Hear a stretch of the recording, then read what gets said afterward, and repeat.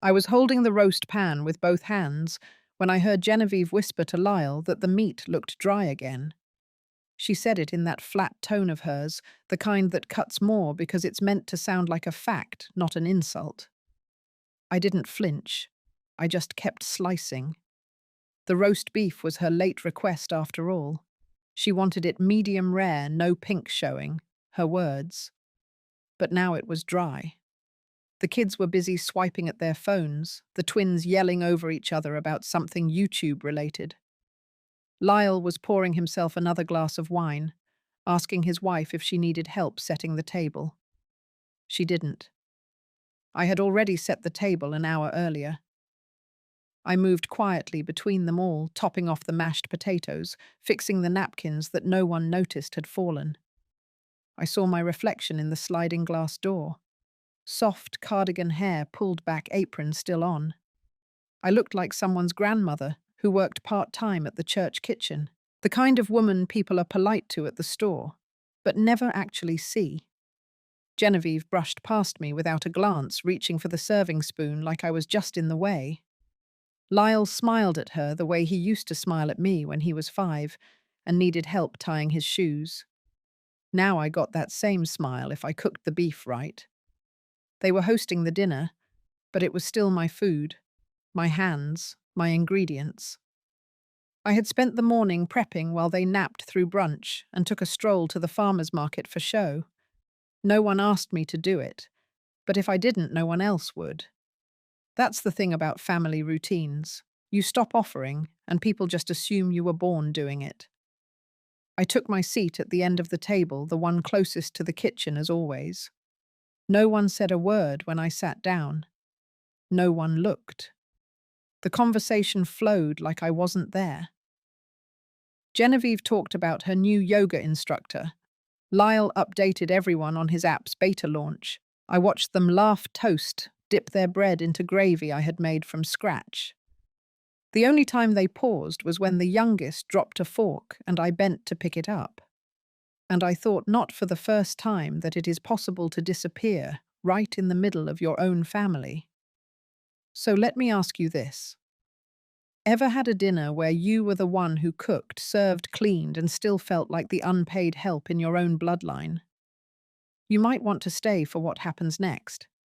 Because what they didn't know, sitting there in their nice clothes with their nice words, was that I had already decided.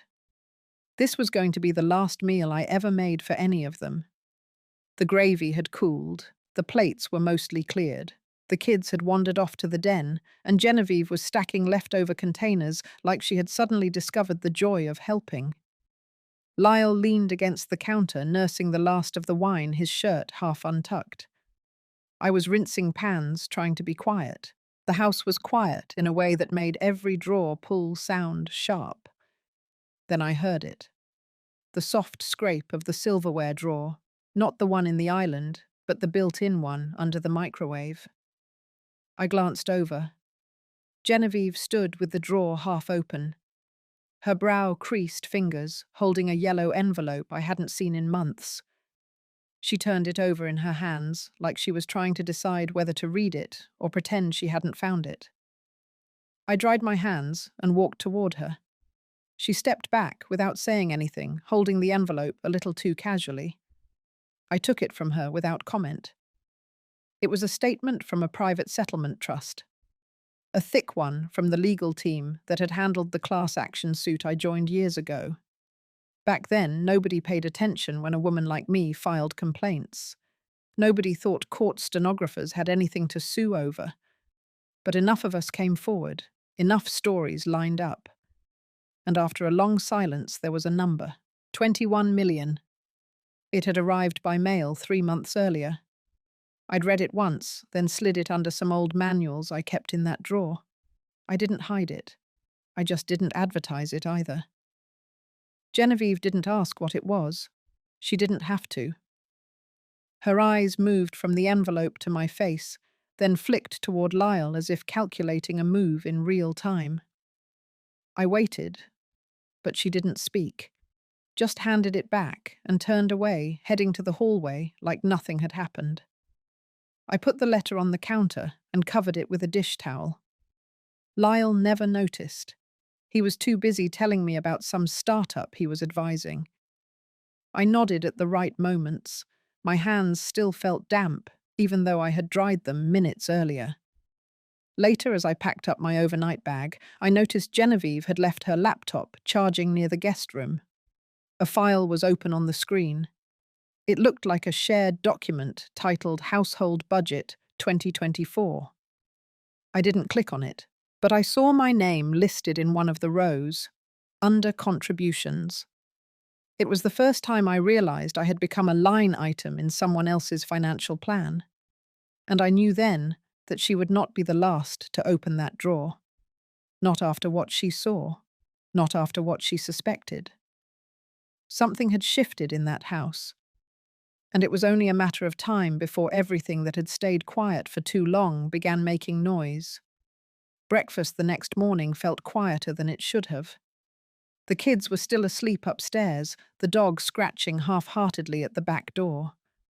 I made coffee like I always did. Poured 2 mugs left, one on the table for whoever came in first. It used to be Lyall, but this time it was Genevieve. She didn't say good morning, just sat down, took a sip, and stared at her phone. Her fingers moved slowly, like her brain was somewhere else entirely. She didn't touch the toast I had buttered and left on a plate beside her. Lyall came in a few minutes later, half awake and rubbing his neck. He mumbled something about bad pillows, grabbed a banana, and kissed Genevieve on the top of her head. She didn't look up. There was tension, but not the kind that explodes. The kind that settles in quiet corners and grows heavy. By mid-morning, Lyall offered to drive me home. I told him not to worry, that I'd call a ride. He pressed again, but I insisted. I said I needed some air. He nodded a little too quickly and left to get dressed. Genevieve watched the whole exchange from the doorway. Just before I zipped up my bag, she stopped me in the hallway. Her voice was calm, a little too practiced. She said she hadn't meant to invade my privacy. Said she was surprised by what she found. And then very casually she asked if I had considered setting up a trust. Something to ensure long-term security. Not just for me, but for the whole family. She mentioned estate taxes, long-term planning, phrases pulled from financial blogs and estate attorney ads. It was the first time she'd ever spoken to me like I was the client and she was the planner. I told her I had everything handled. She smiled, the kind of smile that ends before it begins. In the car, Lyall was quieter than usual. He asked if I was doing okay, if I needed anything. I said no. I looked out the window the rest of the way. He didn't push, but I could feel something different in his tone. Less warmth, more calculation. He dropped me off and didn't walk me in. Just a quick wave, then gone. That night I sat at my kitchen table and reread the letter. It was still there, crisp and direct. No flattery. Just numbers, clauses, signatures.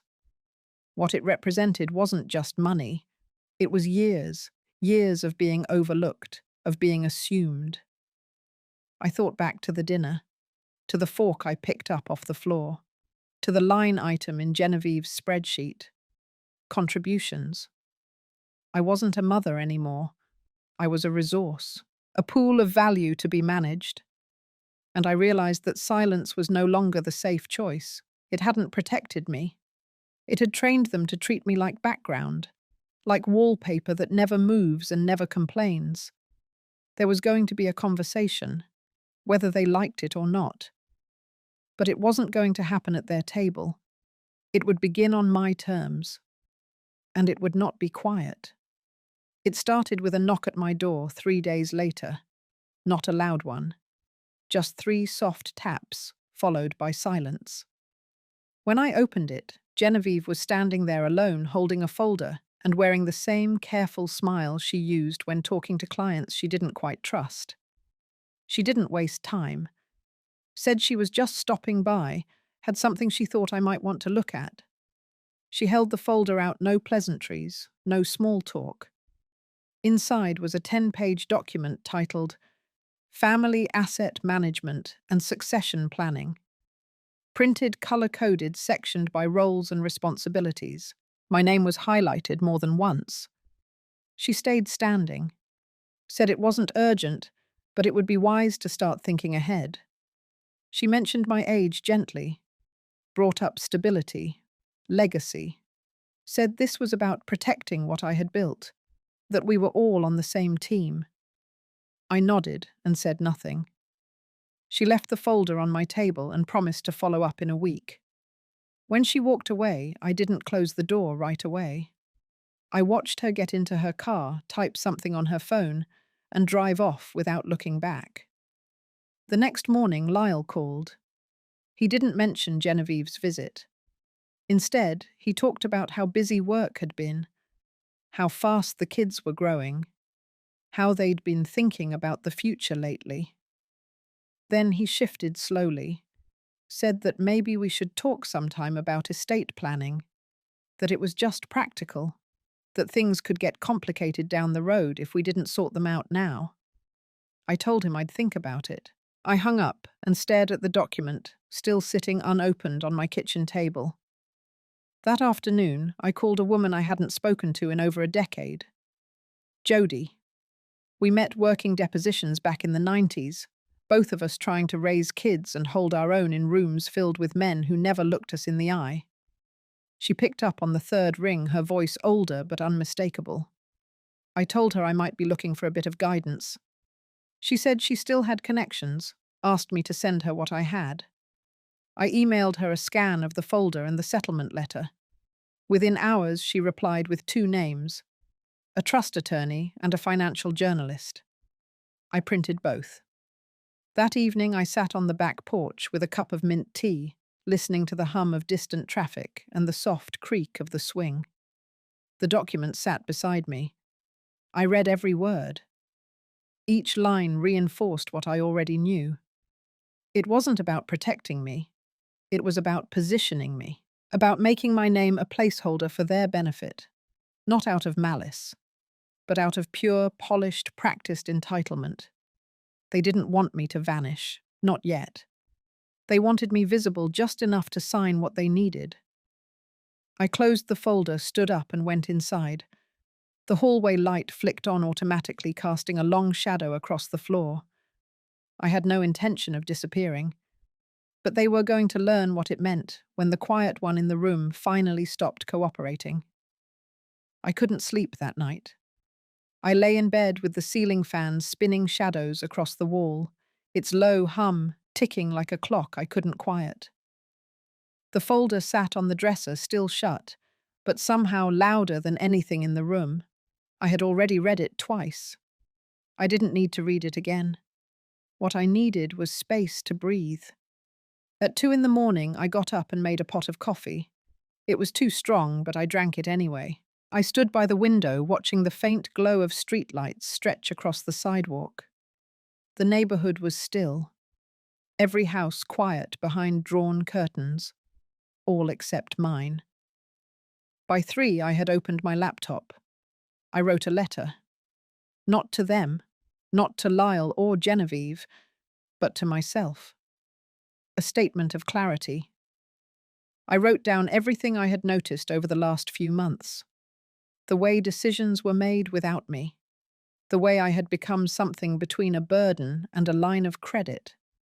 The subtle shift from family to obligation. I typed slowly, deliberately.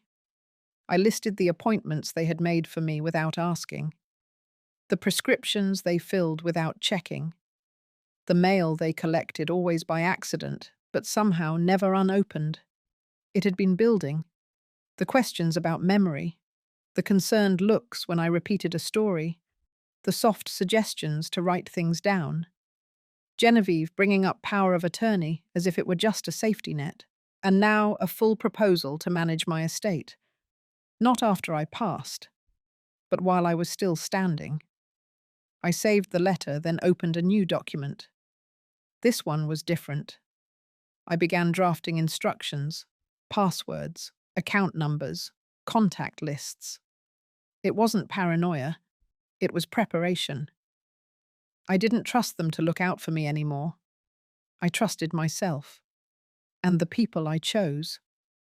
I worked until just past 5. Then I shut the laptop and folded the printed draft into an envelope. I placed it inside a cookbook no one had ever touched. Second shelf behind the canned peaches. That morning the phone rang. It was Lyall. His voice was calm but too rehearsed. He said he and Genevieve had spoken to someone, a financial planner. Just informal, just advice. They thought it might be helpful to meet. Nothing binding, just a conversation. I said I was busy. He hesitated, then said he understood. But I could hear it, the pressure behind his patience. That night, I walked through the house, turning off lights, one by one. The rooms felt heavier than usual. Familiar, but not safe. I paused by the hall mirror and studied my reflection. Same face, same lines. But something behind the eyes had shifted. I no longer looked like someone waiting to be asked. I looked like someone preparing for a storm. Not with fear, but with a steady kind of knowing. The kind that comes when you stop hoping they'll change and start protecting the parts of yourself they never bothered to see. The next morning, I took out my old voice recorder, the same one I used years ago during deposition work, tucked in my briefcase under a stack of court transcripts. It was scratched, but still reliable. I changed the batteries, tested it once, then placed it on the kitchen table next to a notebook and a warm mug of black tea. I sat in silence for a long time before I pressed record. My voice came out steady, not loud, not rehearsed, just mine. I began by saying my full name, the date, the time. Then I talked. I spoke about the letter, the settlement, the way it came in the mail without warning, how I had tucked it away, unsure what to do with it. I described the weight of that number on paper and the heavier silence that followed once someone else saw it. I told the story of that dinner, of the drawer, of the envelope. I spoke about Genevieve's visit, her folder, her polite urgency. I did not raise my voice. I didn't use blame. I recorded facts. Each detail stitched together like pieces of testimony. Clean, clear, documented. I ended the recording after 21 minutes. Then I made another. This one was shorter, just 5 minutes. I talked about my intentions, about where my money would go, the organizations I had followed for years, the legal steps I was taking. I made it plain. My choices were mine. Not a negotiation, not a suggestion, a declaration. I saved both files to a flash drive and labeled it ME, Archive. Later that afternoon, I called Jody again. She answered before the first ring finished. I told her I was ready to meet those names she had sent. She gave me times, places, told me what to bring, what to expect. Then she paused, said she had someone else I might want to talk to. Not a lawyer, not a planner, someone who worked in radio. I told her to send the contact. After we hung up, I opened my laptop. I stared at the blank screen for a while. Then I typed 3 words at the top of a new file. Not your mother's wallet. The title wasn't clever. It wasn't polished. But it was honest. And something about it made me feel like I had just opened a window in a locked room. I spent the rest of the afternoon drafting outlines, not episodes, not yet. Just pieces, memories, stories, little scenes that had sat too long in silence. At dinner, I ate alone and without sound. No television, no music, just the rhythm of my fork and the occasional clink of the glass. It was the calmest meal I had had in weeks. That night, I backed up the flash drive and put it in a safety box under my bed. I closed the drawer, turned off the light, and sat on the edge of the bed. I had not yet spoken to Lyall or Genevieve again, but I had started telling the truth, and the difference between the two was already changing everything. Jody met me outside the building with 2 coffees in hand and a grin like we hadn't lost a single year. She looked older, sure. So did I. But there was a lightness in her eyes I hadn't seen in a long time. She handed me the black one without asking how I took it. She remembered. We took the elevator up to the 5th floor. No sign on the door, just a small buzzer and a mailbox slot. Inside was a modest studio. No fancy equipment. Just shelves, soft lighting, and sound panels lining the walls like folded blankets. It didn't smell like a business. It smelled like someone's project that had become something more. Jody introduced me to Claire, a producer who used to run live storytelling nights downtown. She had short grey hair, a sharp laugh, and a way of listening that made you want to keep talking. I handed her the flash drive. She plugged it in, listened to the first 2 minutes, and nodded without looking up. She said we should record a pilot. That afternoon, we sat in a small booth with a single mic and no script. Claire asked simple questions. I answered in pieces. She didn't push, just let me talk. I told her about the envelope, the letter, the proposal, the moment I realized I had become a project instead of a person. By the time we stepped out, I felt lighter, like I had put something down without even noticing I had been carrying it. Claire said she'd edit the pilot and upload it under a new channel. No promotion, no pressure, just to see what would happen. 3 days later, the episode was live. No one knew it was me. I didn't use my name. I didn't mention Lyall or Genevieve. I didn't give dates or cities. But I told the truth, in my own voice. About dinners where no one looked up. About spreadsheets that listed me under liabilities. About the moment I stopped believing silence kept peace. At first the numbers were small, a few listens, then a dozen, then a few hundred. Then it started spreading. People shared it on forums. Someone clipped a quote and posted it on a caregiving blog. One morning I opened my inbox and found 27 messages from women I didn't know. Most of them older, some younger. All of them said the same thing in different words. They had been there too. They had kept quiet too. They had waited for someone else to notice what had slowly been taken from them. That night I opened a new folder and labeled it Episode 2. The working title was simple: The Fork That Fell. Because sometimes it's not the shouting that breaks you. It's the moment when the sound of a fork on the floor is louder than your own name, and no one bends to help except you. The second episode took less than 2 hours to record. I didn't stop once. It wasn't planned. It was ready. I spent the next week building structure around the voice I had just let out into the world. The podcast was growing faster than anyone expected. Claire called to say we had passed 10,000 downloads. I thanked her, but the number didn't surprise me. There was a hum building beneath everything. Not a shout, not a wave, just a steady hum that came from being understood. But I didn't start this to be understood. I started it because I was being erased. So while Claire handled the edits, and while the inbox kept filling with stories from women who had learned to carry their own silence, I turned my focus to something else. I called the trust attorney Jody recommended. Her name was Eileen. She spoke directly with no condescension. I sent her my files. She read every word.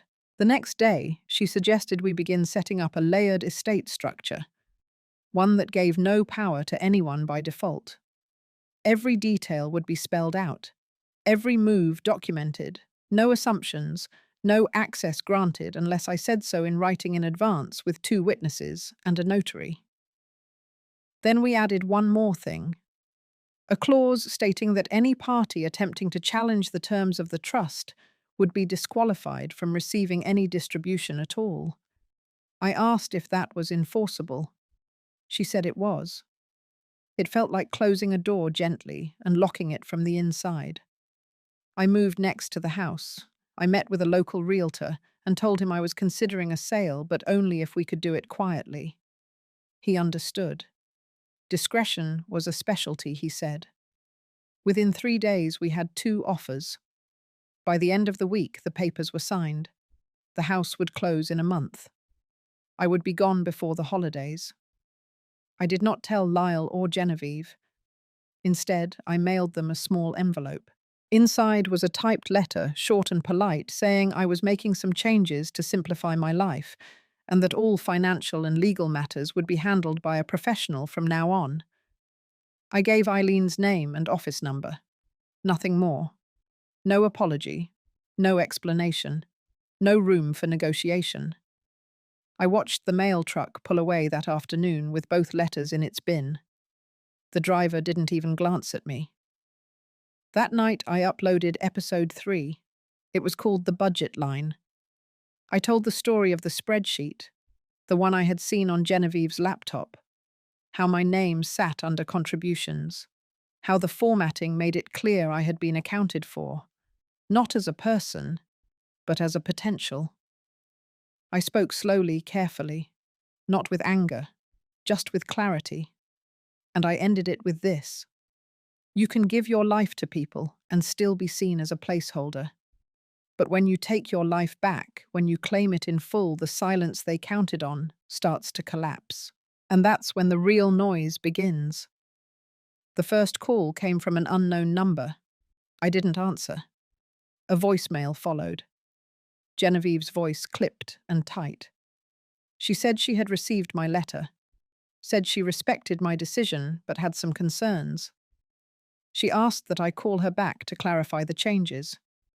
There was no mention of the trust, no mention of the house. The second message came the next morning, this time from Lyall, softer, less polished.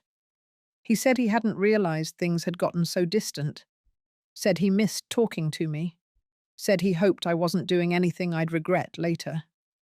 I let it play out. Then I deleted it. By the end of the week, the calls had slowed. The messages stopped. Claire called me instead. Episode 3 had passed 50,000 listens. Newsletters were linking it. A women's health podcast had replayed a clip. There were posts about it on message boards for caregivers, retired nurses, even financial independence groups.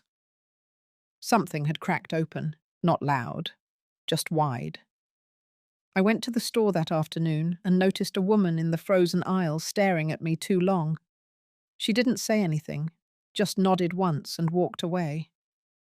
That night I recorded another episode, not a long one, just a letter really. A thank you to the women who had written in. I didn't use their names, just read their words with permission. One had said she left a controlling son's home and moved into a studio apartment with a window that got morning light. Another said she had stopped wiring money to her grown children every month. She didn't know what she would do next. She just knew she could finally hear her own voice again. The next day, Lyall showed up at my door. I didn't let him in. He stood on the porch in his work clothes, holding a coffee cup he never sipped from. Said he didn't understand what was happening. Said I was acting like a stranger. Said he didn't want things to get ugly. I told him everything was already in motion, that if he had questions, he could contact Eileen. He didn't raise his voice. He didn't push past the threshold.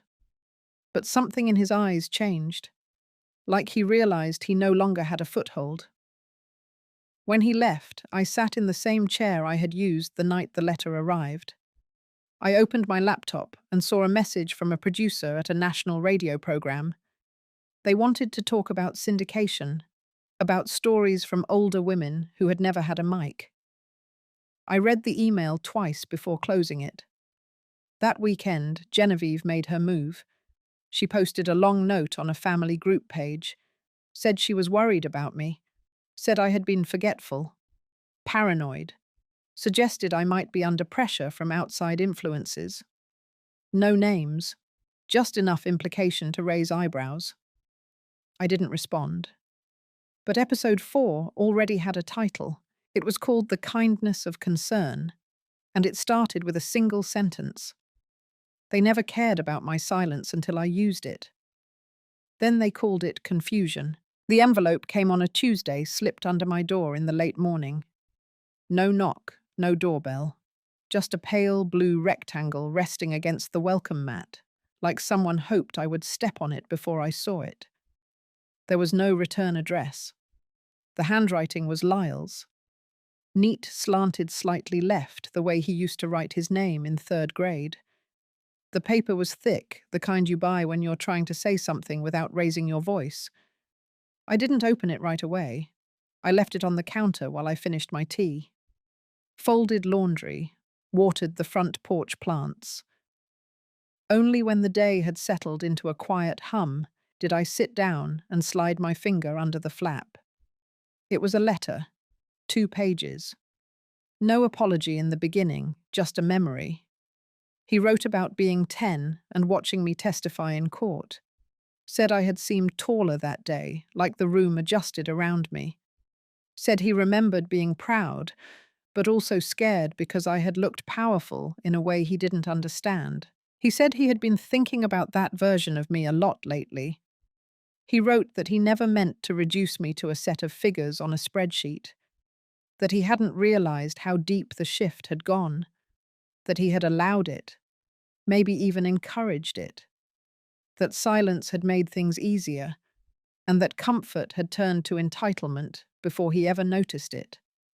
There were no excuses, only confessions. He said Genevieve was scared, that she felt exposed. But that wasn't an excuse either. He didn't ask for money, didn't ask to meet. He just wrote that he saw what I had done, not just with the trust, but with the voice I had found, that others had found through me. And then he wrote one scene that didn't fit with the rest of the letter. He said, "I never knew you were lonely." That was the only sentence I read twice. I folded the letter back into the envelope and placed it in the drawer beside my bed. Not hidden, not displayed, just stored. That evening I went for a walk around the block. The breeze was light. Someone was grilling 2 houses down. The smoke drifted slow and clean. When I got home, I opened my notebook and wrote the title for episode 5. It was called The Letter I Didn't Expect. I didn't record it that night. Instead, I sat by the window and let the silence stretch a little longer. It felt different now. Not empty, not expectant, just mine. For the first time in a long while, I didn't need to say anything out loud. Not because I had nothing to say, but because for once, someone had spoken in my language, and they didn't ask to be forgiven. They just wanted to be heard. Genevieve emailed the following Thursday. No subject line, no greeting. Just a single paragraph that read more like a press release than a message between 2 people who had shared holidays and hospital waiting rooms. She said she had been reflecting, said she had listened to the episodes, said she admired the courage it took to speak out. Then came the part she meant me to notice. She proposed an idea, a collaboration. She wanted to be part of the podcast, said it would be powerful to include multiple perspectives, that it could reach even more women if it told both sides of the story, hers and mine. She pitched it as healing, a way to rebuild, to bridge. I read it 3 times. The language was polished. She'd done her research, mentioned audience expansion, potential media interest, the growing wave of second-act storytelling. She knew the lingo. She knew what would appeal to producers. She even referenced the episode about the spreadsheet. She never mentioned the envelope, never addressed what started it all. She said she was willing to be honest, willing to be vulnerable, willing to admit where things had gone wrong. She attached a voice memo. I didn't open it. Instead, I replied with a single sentence. I said that what I had created was not a platform for branding. Then I logged out of the account and closed the laptop. That evening I didn't record. I didn't write. I sat on the back steps with a blanket and listened to the wind move through the trees. Somewhere nearby, a sprinkler clicked on. The sky shifted from gold to slate. My tea went cold beside me. Genevieve's proposal hadn't shocked me. It hadn't even disappointed me. It just confirmed what I already knew, that some people apologize by finding a new angle, a softer spotlight, a way to stay in the frame. But not everything needs to be a project. Not everything broken should be rebuilt with the same hands that cracked it. When I went inside, I deleted the email. No announcement, no reply, no counteroffer, just a quiet decision. I had told my story not for attention, not for reconciliation, but for release. And now even the person who once dismissed me from my own dinner table wanted to stand beside me as if she had always known. But silence has weight, and I had learned how to carry it with dignity. There was no room in this new voice for performance, only truth. And truth, once it finds its shape, does not make space for reenactments. I moved out quietly just as the realtor said I could. The house closed faster than expected. The boxes were labelled in thick black marker, stacked neatly in the back of a moving van that didn't belong to any company with a logo. The keys were left on the counter. No note. The new place sits near the water, tucked behind a stretch of coast where the wind smells like salt and cedar. It is smaller, simpler. One story. No attic full of old paper. No stairs for people to whisper up or down. The mornings begin with birds I never knew by name. The afternoons pass with books half read and teacups half full. I don't miss the echo of other people's expectations filling the walls. I record once a week now. The podcast has become something I never planned for. Women send me letters from towns I have never heard of. Men write too, sometimes quietly asking how to listen better. There is a shelf in my office for the printed messages. Not for display, just for keeping. Claire checks in often. She says the audience wants more. Syndication offers are growing, invitations arrive, panel talks, book proposals. I nod. I thank her, I tell her maybe later.